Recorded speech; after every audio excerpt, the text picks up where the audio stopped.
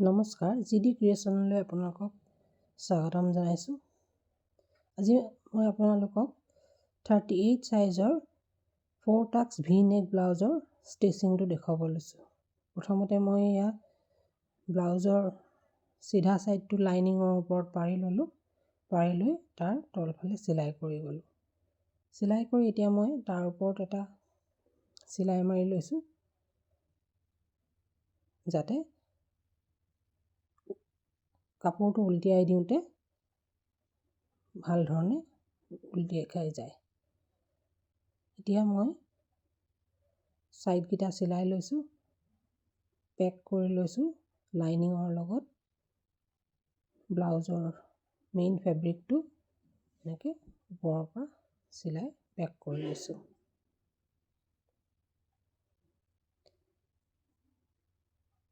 ডিঙিটো এনেকৈ ধৰণে চিলাই দিছোঁ আৰু মই এতিয়া চিলাই কৰি কমপ্লিট কৰি ল'ম।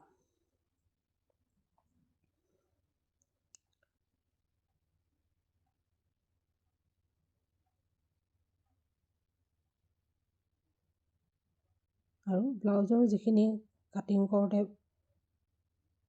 কাপোৰ বাচি আছিলে, সেই কাপোৰখিনি চাৰিওফালৰ পৰা বেছি থকা কাপোৰখিনি কাট কৰি লৈছোঁ।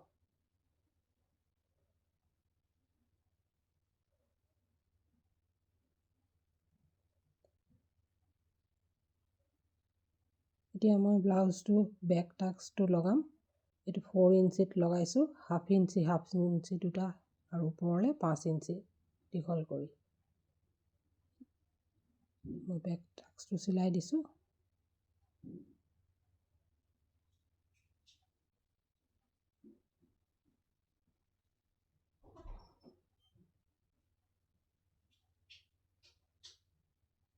তেনেধৰণে ইফালেও মই বেক টাক্সটো চিলাই কৰি লৈছোঁ।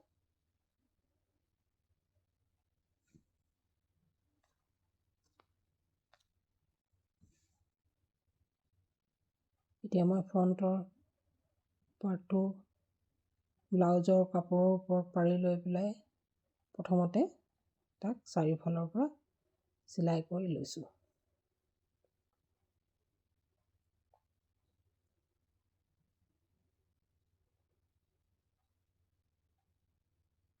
ধুনীয়াকৈ চিলাই কৰি লৈছোঁ, সমানকৈ মিলাই লৈ। আৰু মই ইয়াত টাক্সকেইটা ওপৰৰ পৰা ছাইডৰ টাক্সটো মই চিলাই কৰি ল'লোঁ।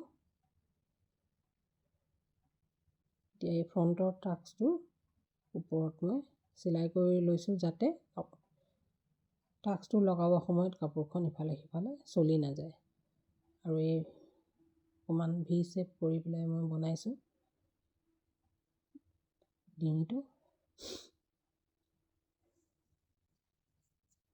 আৰু ছাইডৰ কাপোৰকেইটা মই এতিয়া কাটি লৈছোঁ। হাতখন মই চিধা ছাইডে থৈছোঁ, তাৰ ওপৰত লাইনিঙৰ কাপোৰখন পাৰি দিছোঁ হাতৰ, আৰু মই ইয়াত এটা চিলাই কৰি ল'ম।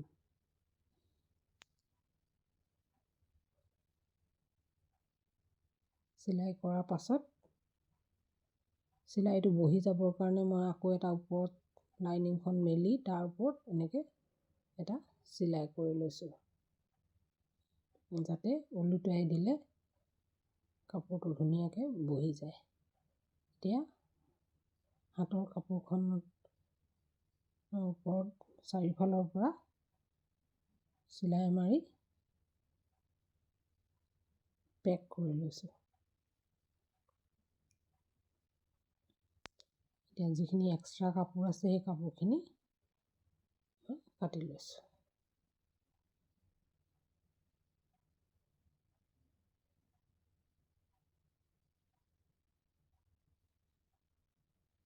এতিয়া মই ফ্ৰণ্টৰ ইটো পাৰ্টৰ টাক্সকেইটাৰ ওপৰে চিলাই মাৰি লৈছোঁ। ফ্ৰণ্টৰ টাক্সটো লগাই লৈছোঁ। তাৰপাছত ছাইডৰ এইটো টাক্সটো 1 ইঞ্চি টাক্সটো চিলাই মাৰি লৈছোঁ। আৰু হাতৰ ছাইডৰ টাক্সটো মাৰি লৈছোঁ। এনেধৰণে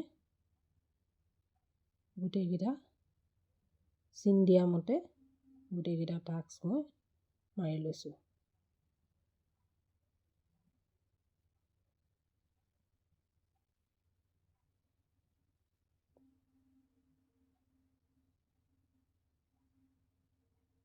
এতিয়া মই ডিঙিৰ পাৰ্টটো কাটি ল'লোঁ।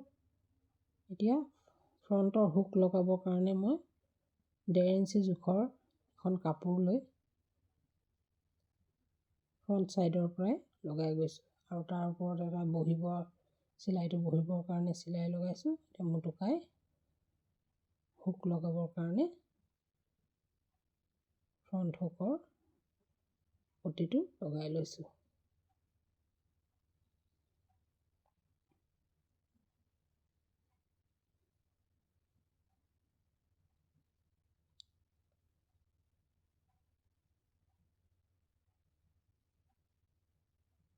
আৰু যিখিনি এক্সট্ৰা কাপোৰ আছে সেইখিনি কাটি লৈছোঁ। এতিয়া সিটো পাৰ্টৰো মই হুক পট্টিটো লগাই ল'ম।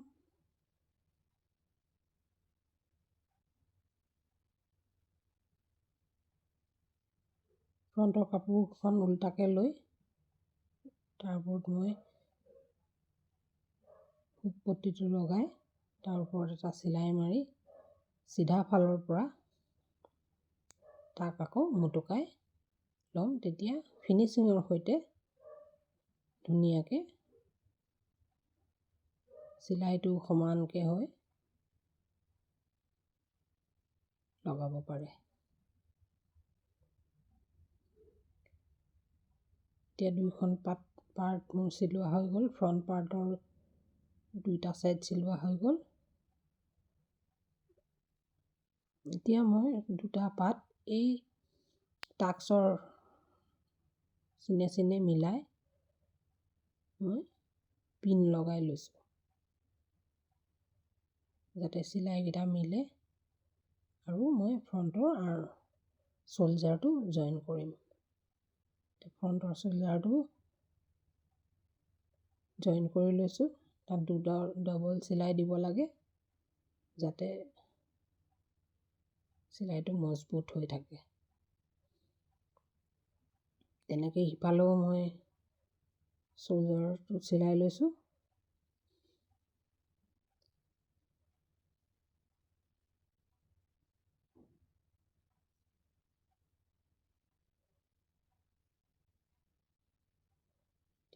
এতিয়া মিলাই লৈ হুকৰ ছাইডৰ পৰা মিলাই লৈ চেণ্টাৰ পইণ্টটো মিলাই লৈছোঁ আৰু কম বেছি যদি হৈছে কাপোৰখন সমান ছাইজত মই কাটি ল'ম। বেক ছাইডটোৰ চেণ্টাৰ পইণ্ট লৈ হুকৰ ছাইডত পাৰি ইফালে আধা কৰি যিখিনি এক্সট্ৰা কাপোৰ হৈছে সেইখিনি মই কাটি লৈছোঁ।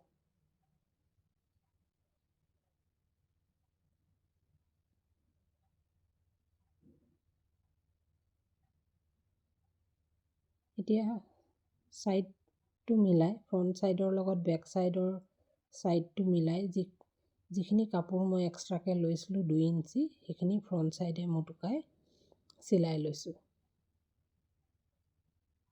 ফ্ৰণ্ট ছাইড আৰু বেক ছাইডে সমান হ'ব লাগিব। সেইকাৰণে ফ্ৰণ্ট ছাইড আৰু বেক ছাইডটো মিলাই ল'ব লাগিব যাতে চিলাই কৰোঁতে চুটি দীঘল হৈ নাথাকে। এনেকৈ ইটো ছাইডেও মই হুকৰ ছাইডৰ সেইখিনি মিলাই লৈ মুটুকাই লৈছোঁ।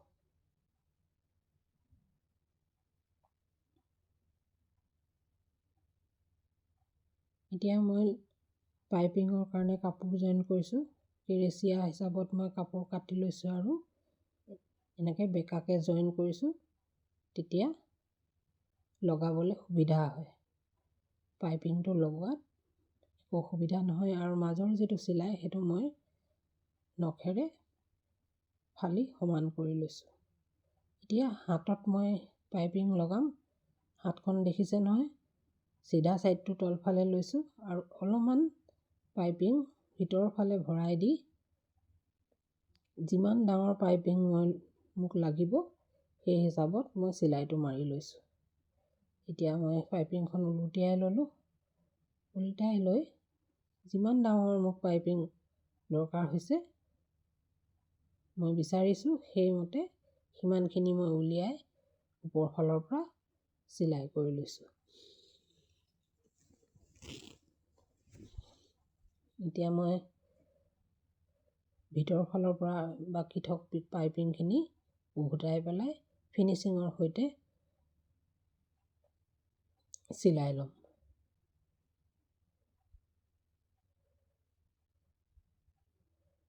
ধুনীয়াকৈ আমাৰ পাইপিংটো লগোৱা হৈ গৈছে।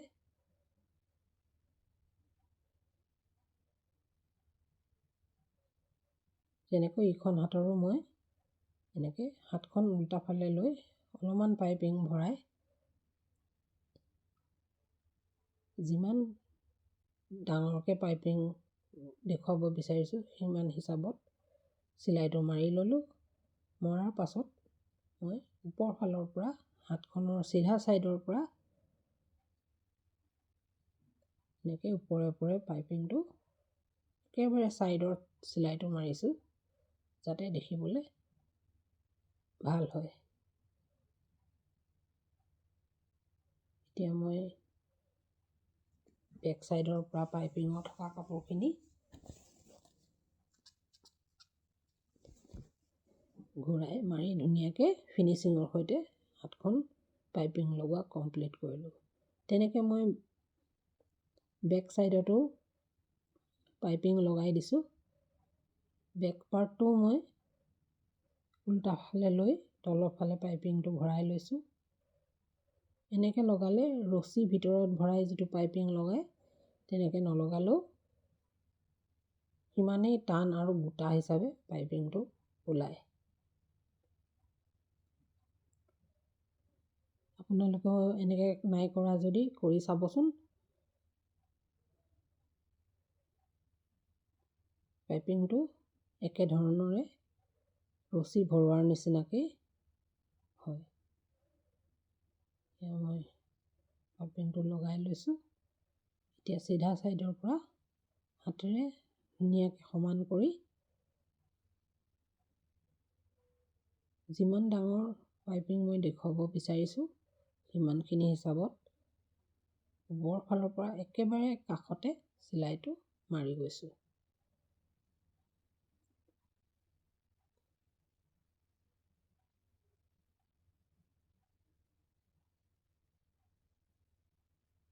সুন্দৰকৈ মাৰি গৈছোঁ যাতে ফিনিচিঙৰ সৈতে ব্লাউজটো দেখিবলৈ ভাল হয়।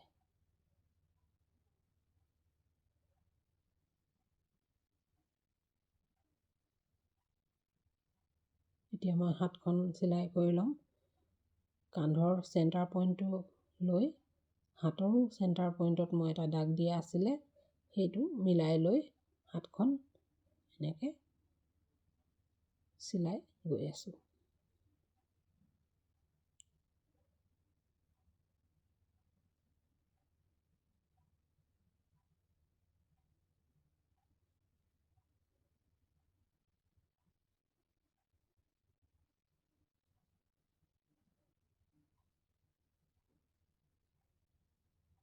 হাতখন মই কাটিং যিটো হিচাপত দেখুৱাইছোঁ সেই হিচাপত আপোনালোকে যদি তেনেধৰণে কাটিং কৰে তেতিয়াহ'লে ব্লাউজটোৰ লগত হাতখনৰ কাপোৰখন কম বেছি হৈ নাথাকে, একেবাৰে ধুনীয়াকৈ মিলি যায়। কেতিয়াবা অলপ বাঢ়ি যাব পাৰে কিন্তু কমি কেতিয়াও নাযায়। তেনেকৈ ইখন হাতো মই লগাই লৈছোঁ ব্লাউজৰ লগত।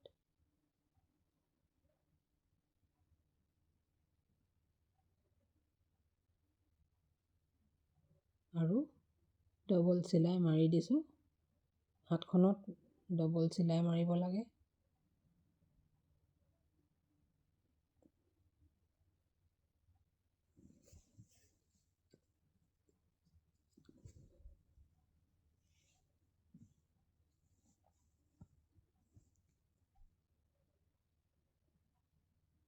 এনেকৈ মই হাতখন চিলাই কমপ্লিট কৰি ল'লোঁ।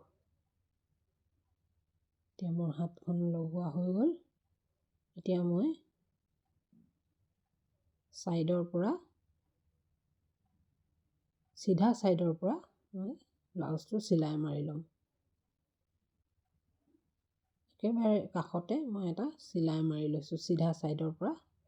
তেতিয়া ব্লাউজটো উল্টা ফালৰ পৰাও এইবিলাক যিবোৰ চিলোৱা সূতা ৰছী একো ধৰণৰ ওলাই নাথাকে। ফিনিচিঙৰ সৈতে ব্লাউজটো দেখিবলৈ বহুত ধুনীয়া লাগে।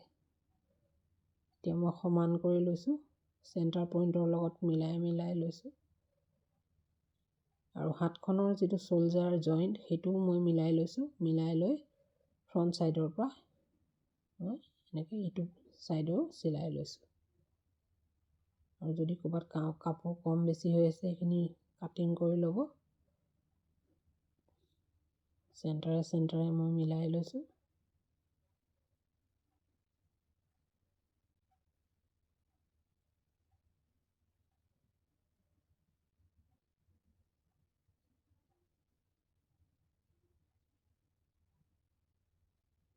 এতিয়া উল্টা কৰি আৰু এটা চিলাই মাৰি ল'ম।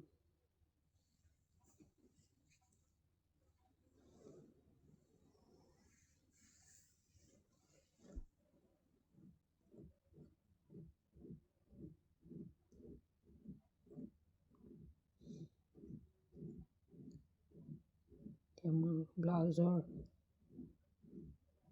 চিলাই কৰা হৈ গৈছে। এতিয়া মই ডিঙিৰ পাইপিংটো লগাম। ডিঙিৰ পাইপিংটো তেনেকৈ মই লগাই গৈ আছোঁ।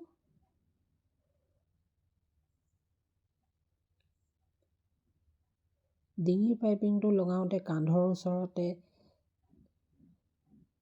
পাইপিংটোতে অকণমান কাট এটা মাৰি ল'ব লাগিব, যাতে পাইপিংটো ঘূৰাবলৈ সহজ হয় কান্ধৰ পৰা পিঠিৰ ছাইডলৈ।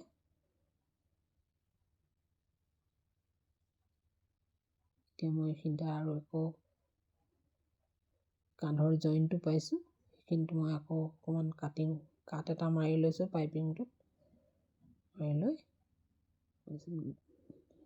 ডিঙিত পাইপিংটো লগাই গৈ আছোঁ।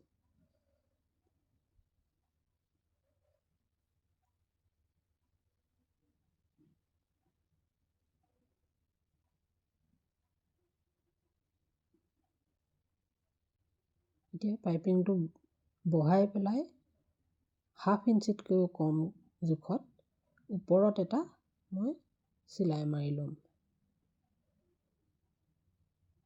এনেকৈ এটা চিলাই মাৰি ল'লে পাইপিংটো বৰ সুন্দৰকৈ আহে, দেখিবলৈ ভাল লাগে, গোটাকৈ আহে।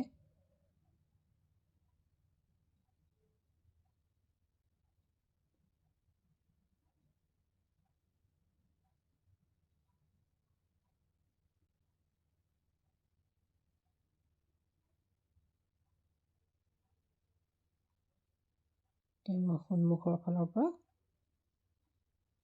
পাইপিংটো যিমান ছাইজত লাগে সিমান ছাইজত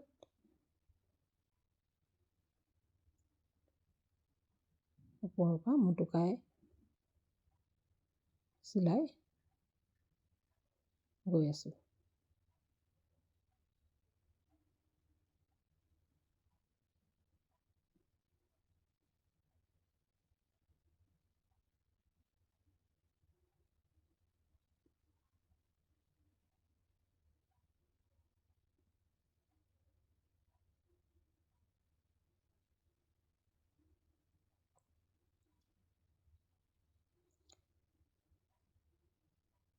ব্লাউজৰ কাটিং আৰু ষ্টিচিং ভিডিঅ'বোৰ সাধাৰণতে বহুত দীঘল হয়, সেইকাৰণে ফাষ্ট ফৰৱাৰ্ড কৰিয়ে দেখুৱাব লগা হয়। আপোনালোকে যদি কিবা বুজাত অসুবিধা হয় মোক কমেণ্ট ছেকশ্যনত গৈ প্ৰশ্ন কৰিব পাৰে, মই আপোনালোকক বুজাই দিবলৈ চেষ্টা কৰিম। আৰু মোৰ ভিডিঅ'টো চাই যদি কিবা শিকিব পাৰিছে তেতিয়াহ'লে মোক চেনেলটো ছাবস্ক্ৰাইব কৰি দিব আৰু লাইক এটা কৰি দিব। এতিয়া মই ফিটিঙৰ চিন লগাম। চেষ্ট আছে 38, 38ৰ 4 ভাগ কৰিলে 9.5 আৰু হাত আছিলে 5 আৰু ৱেষ্ট আছিলে 8.5। এইকেইটা মই জোখ লৈ লৈছোঁ আৰু ফিটিঙৰ চিলাইটো মাৰি দিছোঁ। আৰু দুটা এনেকৈ ছাইডত চিলাই মাৰি দিব, যাতে কিবা শকত বা হেৰি হ'লে চিলাইটো খুলি ল'লেই হ'ব। তেনেকৈ ইটো ছাইডেও মই চিলাইটো মাৰি লৈছোঁ। মোৰ ব্লাউজ চিলোৱা কমপ্লিট হৈ গ'ল। ভিডিঅ'টো শেষলৈকে চোৱাৰ কাৰণে ধন্যবাদ। আশা কৰোঁ আপোনালোকে মোৰ ভিডিঅ'টো চাই ভাল পালে। ভিডিঅ'টো চাই যদি কিবা শিকিব পাৰিলে মোক লাইক আৰু কমেণ্ট কৰি দিব।